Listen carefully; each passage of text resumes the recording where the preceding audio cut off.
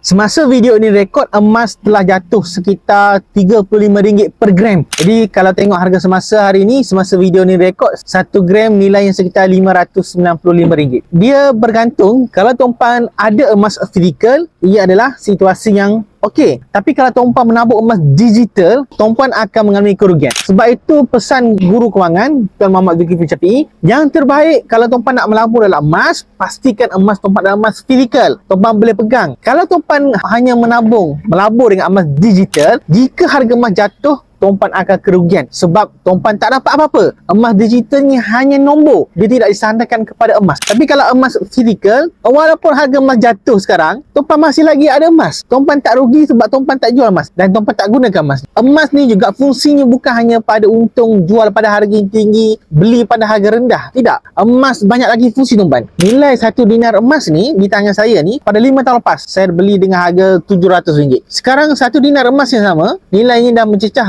RM2,000 lebih. Jadi daripada nilai 700 sekarang dah 2,000 lebih. Seperti zaman Rasulullah minta sahabat beli seekor kambing dengan nilai 1 dinar. Dan sekarang 1 dinar emas nilai dah mencecah RM2,000. Sama lebih kurang nilainya dengan seekor kambing dewasa. Saya dah pinkan video di bahagian atas cara nak bermula menabung emas. Dia bermaksud nilai emas ni bertahan walaupun dah ribuan tahun. Dia tak sama dengan sistem kewangan, tuan-tuan. Kalau sistem kewangan, mata wang kita, makin lama nilai mata wang kita makin susut. Kalau kita bandingkan harga barang tahun ni dengan harga barang 5 tahun lepas, sangat jauh beza. Harga barang sekarang lebih kurang 2 kali ganda untuk dapatkan barang yang sama seperti yang kita dapatkan 5 tahun lepas. Bermaksud apa? Harga barang makin naik, nilai mata wang kita makin lama makin jatuh. Sebab tu berbaloi kalau tuan-tuan menabung emas fizikal begini. Emas jangka masa panjang dia akan naik. Harga barang pun makin lama makin naik, ini kan pula harga emas.